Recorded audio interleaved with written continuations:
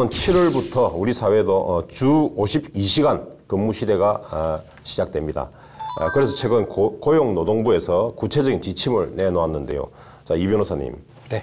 고용노동부에서 내놓은 52시간의 지침, 그 내용은 대략 어떻게 됩니까? 네, 일단 그 7월부터 지금 이제 52시간 근무가 이제 시행이 돼야 되는데, 그럼 52시간 근로에 그 포함되는 시간과 그렇지 않은 시간이 뭔가, 그렇죠. 이것에 대해서 일응의 어떤 기준을 이제 고용노동부가 내놓은 건데요.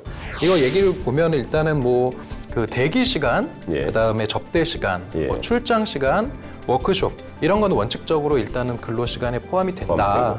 네, 이제 이런 입장인데, 다만 이제 뭐 대기 시간 같은 경우는 이제 제일 문제가 되는 게 휴게 시간과의 구별입니다.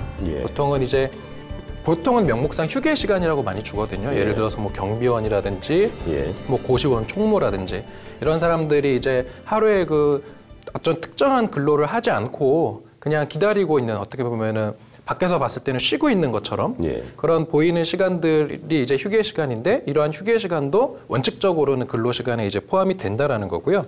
그다음에 또 하나 문제가 되는 게 접대 시간이 있습니다. 접대. 그래서 예를 들어서 휴일에 이제 접대 골프 라운딩을 한다. 그러면 이런 거는 원칙적으로는 근로 시간에는 포함이 되지 않는다. 이런 이제 입장이었고요. 그다음에 출장 문제가 있는데, 출장 같은 경우는 원칙적으로 근로 시간에 포함이 된다. 다만 그 이동 시간이 엄청나게 긴 뭐 해외 출장 같은 경우는 사실은 원칙적으로 근로 시간에 포함은 되지만, 실제로 해외 예를 들어서 24시간을 만약에 비행기 타고 갔다. 그러면 24시간을 다 근로 시간에 포함시킬지 여부에 대해서는 사실 고용노동부가 이런 거는 노사 간에 서면 합의를 좀 해라. 이런 입장을 밝혔습니다. 고용노동부에서 예컨대 뭐 대기라든지 접대 시간, 대기 시간 또는 출장 시간, 워크숍 여기에 대해서 좀 근로 시간 어느 정도 인정할 것인지에 대한 대략의 기준을 지금 발표한 것이죠.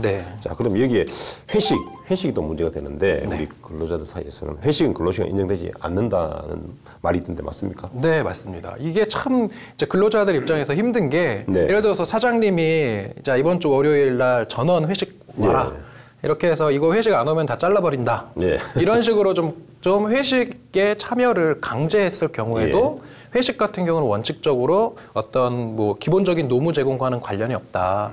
따라서 이 회식에 어느 정도 강압적으로 참여를 하는 그러한 회식이라 하더라도 기본적으로 근로 시간에는 포함될 수 없다. 좀 이렇게 좀 밝히고 있습니다. 자, 원칙적으로 회식은 근로시간 포함되지 않는다. 그렇게 일단 보면 되겠고요.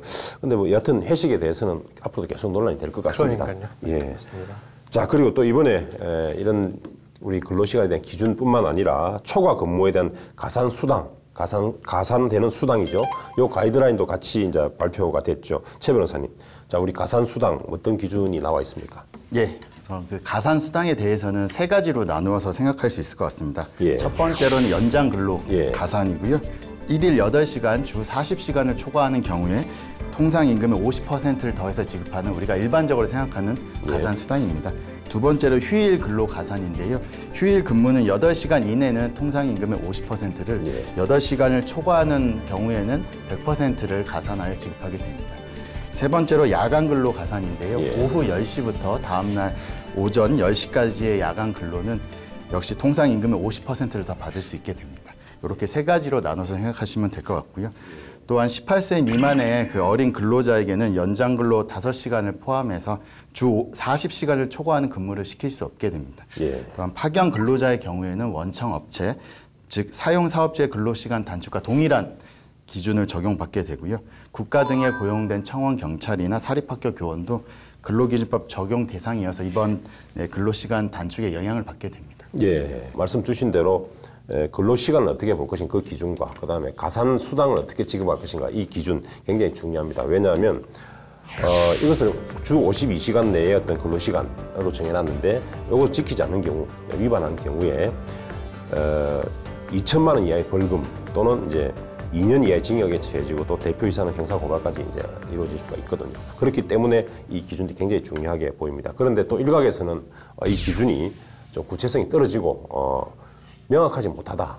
그래서 이제 그런 반발이나 또는 우려가 많이 있습니다. 자, 어떤 이유에서 그런 것인가요? 최 변호사님. 예, 말씀하신 그 자체로 그 불명확하고 현실적이지 않은 부분이 상당 부분 있습니다. 접대를 예를 들면 그렇죠. 접대가 근로시간으로 인정받으려면 사용자의 지시나 사전 승인을 요하게 되어 있습니다.